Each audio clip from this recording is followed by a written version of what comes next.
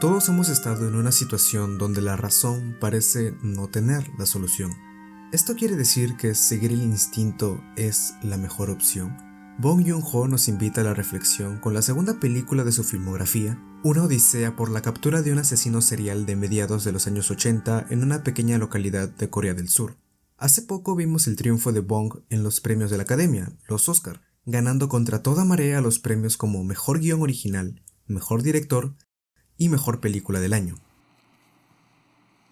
Parasite.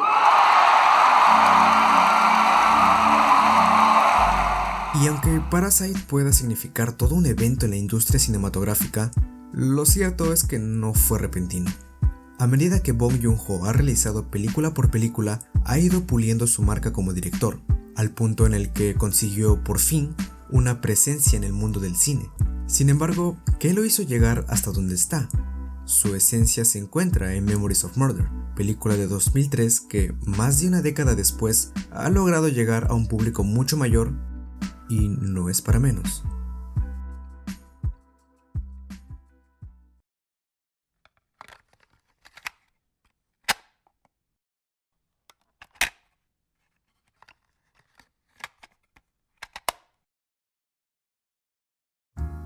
Es importante recalcar que alrededor de toda la película están presentes dos términos como los entes establecidos, el azar y el caos. El azar entendido no como casualidad, sino como una desgracia imprevista, en la que no influye ni la capacidad, habilidad, inteligencia ni competencia de los involucrados. Y el caos, entendido desde el punto de vista de la física como el comportamiento erróneo e impredecible de algo aparentemente ordenado. En este sentido, ambos términos se complementan para dar paso a una de las más antiguas interrogantes de la humanidad. ¿La vida tiene significado? Si sí lo tiene, ¿por qué vemos eventos que suceden a pesar de los grandes esfuerzos por contrarrestarlos? Y si no lo tiene, ¿por qué nos esforzamos? Habiendo establecido las variables de Memories of Murder, no podemos dejar de lado a los personajes. Tenemos al inspector Park, quien se caracteriza por ser un detective instintivo, empírico, hasta cierto punto, teniendo por encima de todo sus ideales, reflejándose en la constante mirada hacia los criminales para decidir quién es culpable y quién no. Este es quien se encarga en primera instancia de los dos primeros asesinatos de una serie de estos, los cuales transcurren en una pequeña ciudad de Corea, donde se manifiesta lo popular del entorno. Por el contrario, tenemos al inspector So, quien es un voluntario proveniente de la ciudad de Seúl para resolver estos enigmáticos casos. Él es la viva contraparte del inspector Park, al ser un detective más analítico, racional y modesto de la gran ciudad de Corea. A partir de estos detalles podemos remarcar una cuestión evidente. ¿Qué significa esta dualidad de personajes? Si en Parasite tuvimos ese conflicto, dualidad entre clases sociales y motivaciones, en Memories of Murder tenemos un conflicto de identidades, principalmente en un sentido de ideales. Lo podemos notar cuando ambos se encuentran por primera vez, cuando Park golpea indiscriminadamente a So al tomarlo como un presunto violador. Después de esta confusión, Park le pregunta de forma sarcástica a So, ¿cómo un detective puede pelear tan mal? A lo que So le contesta con una pregunta aún más efectiva. ¿Y cómo puede un detective tener tan mal ojo para los criminales? Antes de pasar al conflicto central de la película, es necesario enfatizar en el siguiente aspecto: el simbolismo. Hay una serie de simbolismos que podemos encontrar, desde el hecho de que suene una canción cada vez que se comete un asesinato, hasta las mismas piezas musicales. Sin embargo, los más interesantes son los menos perceptibles. Partamos desde el concepto de la mirada. Park se refiere a esta como su modo de leer a las personas, y hasta cierto punto tiene algo de sentido. La película empieza con la mirada de un niño puesta en un insecto, denotando que él tiene fuerza sobre este, encapsulándolo en un contenedor, mientras que la película acaba con Park mirando hacia la cámara, dándonos una idea de juicio sobre nosotros y de cómo seguimos encapsulados en la idea de que todo debe tener orden y significado, que la vida no funciona de esa manera. El uso de la violencia también parece significar algo en la película, específicamente en el personaje de Cho, compañero de Park, Él, a lo largo de la película, demuestra ser el personaje más impulsivo y violento con los constantes golpes y altercados que comete en la sala de interrogaciones y también en exteriores, realizando estos golpes con su pierna derecha. En la primera interrogación, el de Kwang, Cho deja en claro que no le gusta tener marcas de sangre al golpear a los demás, y es curioso que sea él quien termine con la mayor repercusión física de todos, que tengan que amputarle la pierna debido al tétano, siendo Kwang quien le ocasiona esto, el primer sospechoso directo a quien Cho golpeó y le comentó sobre lo de la sangre. Una especie de justicia, tal vez. Teniendo las piezas más que establecidas, es posible ahora sí entender la naturaleza de la película y su desarrollo, entender de qué forma el azar y el caos están presentes.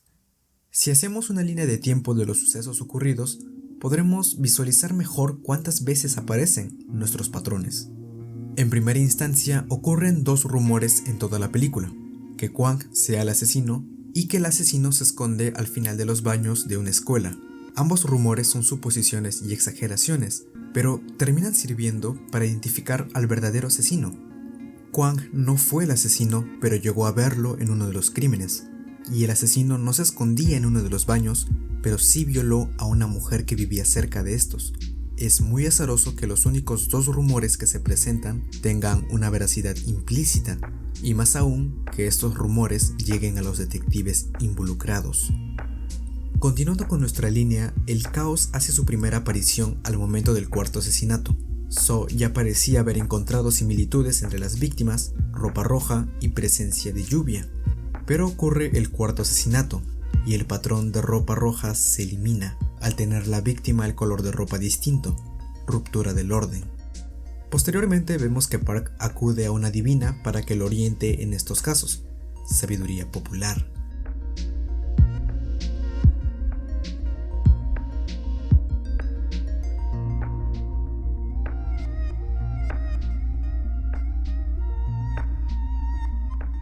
Y termina siendo una especie de ritual en el lugar de uno de los asesinatos, pero a su vez llega So, quien a su manera intenta pensar sobre qué pasó y de qué forma pudo haber actuado el asesino. Ambos personajes llegaron a ese momento, y es completamente parte del azar que minutos después llegue un presunto sospechoso que se masturba en este mismo lugar con prendas femeninas. Todo parece encajar. El sospechoso escapa, pero es capturado por, oh sorpresa, la mirada de Park. ¿Casualidad? Pero por segunda vez el caos se hace presente. El sospechoso solo era un pervertido de la ciudad. Pero, ¿qué sucede después? Que este sospechoso reafirma la existencia del segundo rumor, el del asesino en los baños. Sucede el quinto asesinato y paralelamente encuentran la postal de la persona que pedía la canción en los momentos exactos de los asesinatos, Hyung-Yu, el mayor sospechoso al que nuestra razón parece apuntar. Tiene las manos suaves, parte de la declaración de la mujer que fue violada, pidió la canción específica en los momentos específicos, parece tener indiferencia ante las preguntas, se altera al mencionar detalles como lo del melocotón, todo parece encajar, así que lo vigilan al no tener pruebas suficientes. Pero hay un detalle que pasaron desapercibido, que es la declaración de Kwang. De nuevo, él estuvo presente, así que vio al verdadero asesino. Van hacia él y, como era de esperarse, da detalles precisos acerca del crimen. Le dan la foto de Hyun para que confiese al fin, pero parece alterarse por algo más, así que pierde la razón. Caos. Se va hacia las vías de un tren y muere aplastado por este. El único testigo verídico para los detectives fue un niño retardado y murió antes de confirmar al asesino. No nos podemos dejar de preguntar ¿qué hubiera pasado si le hubieran preguntado al inicio de todo ¿viste algo sospechoso en vez de ¿tú la mataste? Fue el momento equivocado en que surgió la pregunta correcta. Por último tenemos todo el acto final, que empieza con la última víctima. So ve que Hyun ha salido y está más que seguro que violará y matará a alguien más, pero se queda varado. Vemos como el asesino ya se encuentra en el lugar elegido y parece tener un conflicto. Se cruzan dos mujeres en el camino, la pareja del inspector Park y la niña del segundo rumor, quien había conocido a So. Como fuere de haber sido Hyun, nunca llegó a conocer a estas dos mujeres, y aún así eligió a la niña. ¿Qué probabilidades había de que esa misma noche se cruzaran en el mismo camino ambas mujeres relacionadas con los detectives? Cualquier elección hubiera encaminado ciertas consecuencias, pero el hecho de que haya elegido a la niña provocó que la impotencia de So por no seguir a Hyun traspasara sus límites. Para esto ya se había descubierto muestras de semen en uno de los casos, así que solo estaban a la espera de la confirmación de Hyun como el asesino, pero ya no hay más para So. Así que lo captura para poder obtener la confesión y posteriormente matarlo. Todo encaja en él. Y antes de poder completarse al fin una acción coherente con las pruebas, un orden para la película, llega Park y le muestra los resultados del ADN. Por última vez aparece el caos. El ADN del asesino no coincide con Hyun. So no necesita las pruebas y trata de matarlo de todas formas. Park lo detiene por un momento y trata de utilizar la mirada, pero él ya no es el mismo. La razón le hace pensarlo demasiado. No le queda más que dejarlo ir, no sin antes que So le dispare a distancia, y por última vez aparece el azar. No le cae la bala. No se llegó a una resolución. ¿Qué faltó?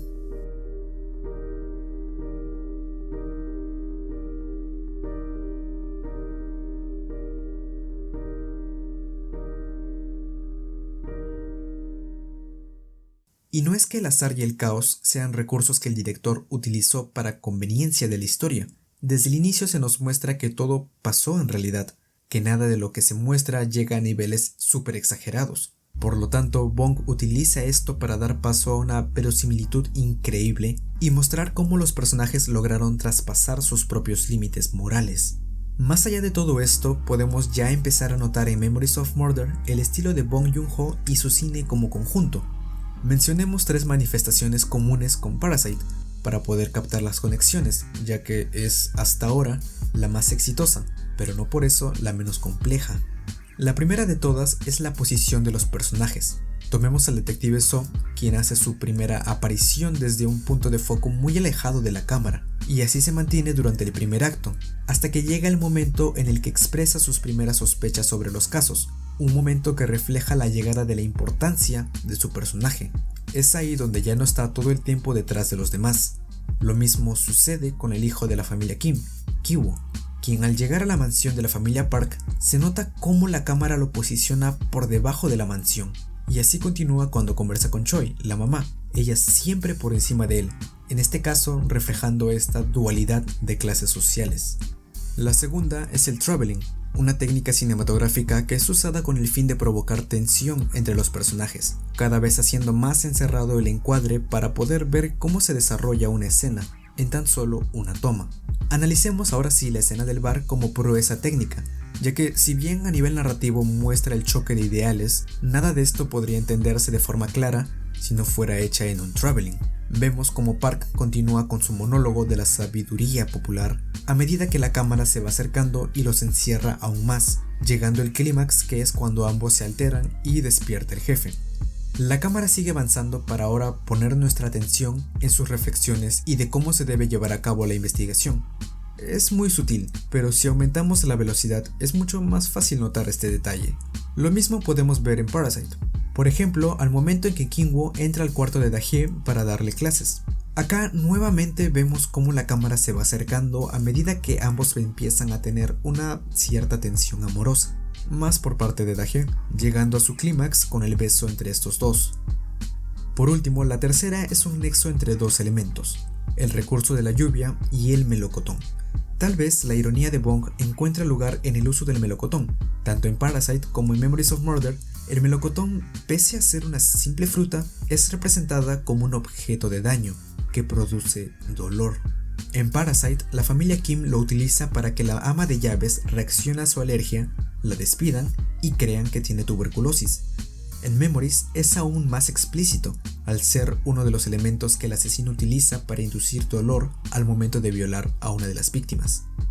Pero más interesante es el uso de la lluvia, que es más recurrente en su filmografía. Un suceso propio de la naturaleza puede ser adaptado e interpretado por el ser humano para determinar sucesos propios de criminalidad y tragedia.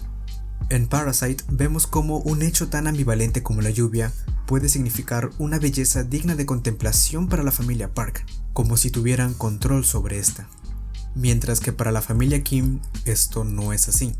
La lluvia para ellos muestra una completa tragedia en sus vidas, perdiendo todo lo valioso que tenían. Una lluvia que para los de abajo no es más que descontrol. En Memories, la lluvia tiene un comportamiento más teatral. El asesino utiliza la lluvia como cómplice de sus atrocidades, puesto que es lo único que le ayuda a que nunca lo encuentren. La lluvia borra las marcas, la lluvia marca la hora del asesinato. La lluvia permite que el túnel se vaya sin futuro. Con todo esto, podemos dar cuenta del impacto emocional que tienen en nosotros las decisiones creativas y técnicas del director. A pesar de que Bong trate a sus acontecimientos como azarosos, nada de lo que agrega es caótico. Son muestras de una realidad en la que vivimos. Es como una obsesión para mí. Me gusta colocar a estos personajes en situaciones imposibles que ellos no pueden enfrentar. Eso es lo que hace a un drama tan denso. Cuando tienes a un superhéroe ejecutando una misión, el desenlace es muy predecible. Si has visto mis películas, así sean personajes fracasados contra un asesino serial o contra un monstruo, es la misma estructura. Considero que a través de estos personajes puedo diferenciarme de los géneros de Hollywood. El público coreano está acostumbrado a ver a un superhéroe hollywoodense. En películas coreanas, ellos quieren a alguien con quien sentirse relacionado. Como notamos, hay un factor más regional, más geográfico, más temporal. Preguntémonos ahora, ¿qué importancia tiene que al inicio de todo nos muestren un enfático ocurrido durante una dictadura militar y que más adelante nos especifiquen la fecha de los sucesos? Hay algo detrás. La dictadura militar de los años 80 fue en esencia como las ocurridas a lo largo de la historia, caracterizadas por la nulidad de los derechos humanos, a la vez que las sociedades rechazan al gobierno a través de su insatisfacción y desconfianza. Un escenario de terror. Esto es reflejado en la película. Constantes manifestaciones, detectives capturando y torturando a gente inocente, un temor y paranoia productos de los crímenes diarios, una prensa sensacionalista, una voz de violencia ejercida por las autoridades. Se nos presenta a Hyun como el sospechoso más cercano a ser el asesino. Vemos cómo este trata de luchar contra los detectives y su imagen de corrupción. Esto ya nos deja ver que trata de representar algo, tal vez a la generación de la época. Y no lo comento para justificar sus posibles actos criminales, sino con un fin meramente explicativo. Vemos que él recientemente ha llegado a la pequeña ciudad, que ha servido a la milicia de la nación, por lo que podemos suponer que participó en una serie de manifestaciones y masacres de la época. Y no es que estos eventos hayan sido solo superficiales. Estos eventos generaron en los participantes y víctimas traumas que se quedaron con ellos por el resto de sus vidas. Hyun se ve calmado, como si tratara de ocultar la enorme influencia y repercusión de estos eventos, como si tratara de olvidar y dejar sanar el daño. Un comportamiento que representa a la generación de la dictadura, los mayores tratando de lidiar con las consecuencias de sus actos y personas más jóvenes siguiendo sus instintos de imitar a los mayores y lo que hicieron. Y destruyeron. Hyun también fue un niño.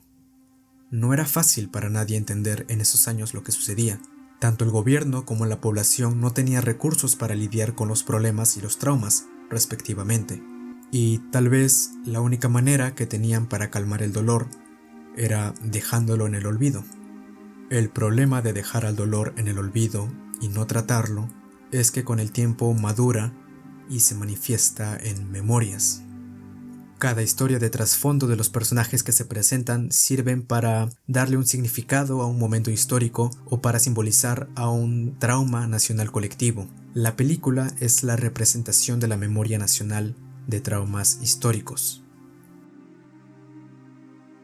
Más allá de que podamos ver la realidad del caso, centrándonos en la película como tal, no hace falta determinar si fue Hyun el verdadero asesino o no. A pesar de que podamos hacer un slow motion de cuando el asesino se muestra en escena por un segundo y compararlo con Hyun a través de la serie de coincidencias que tiene, no es este el principal discurso de la película. Antes de culminar, hay que dejar en claro que en la vida real, el asesino fue capturado, recién el año pasado, Lee Chung. Se confirmó que 9 de los 10 asesinatos en serie fueron cometidos por él. Pero, una vez más, el azar y el caos se juntan para este final. Resulta que la serie de asesinatos cumplieron su límite para continuar en 2006. Es decir, ninguna demanda que aparezca posteriormente podría ser procesada. Añadiendo a esto el hecho de que él ya estaba cumpliendo una condena de cadena perpetua por violación y asesinato de su cuñada. Entonces, ¿tendríamos que, en virtud de la película, preocuparnos por la culpabilidad de Hyun?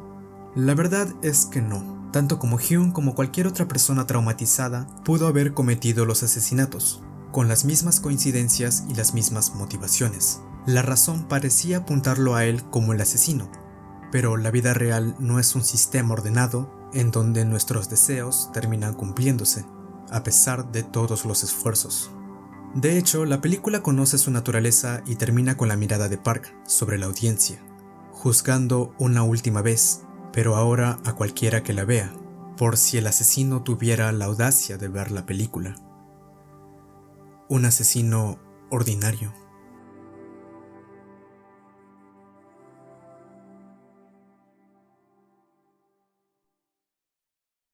Bien, ese fue un pequeño pero detallado análisis de Memories of Murder, una película que demuestra muy bien lo que el cine coreano representa, y es una completa alegría que al fin este año haya sido reconocido internacionalmente con Parasite, aunque ya hayamos visto que este cine tiene mucho más. Y ya está, dime, ¿qué te pareció la película? ¿Tienes alguna otra interpretación? Déjame saber tu opinión en los comentarios. No olvides suscribirte si te gustó el video, darle like y compartirlo. Te dejo mis redes sociales y un par de videos que a lo mejor podrían interesarte. Eso ha sido todo, muchas gracias por tu compañía.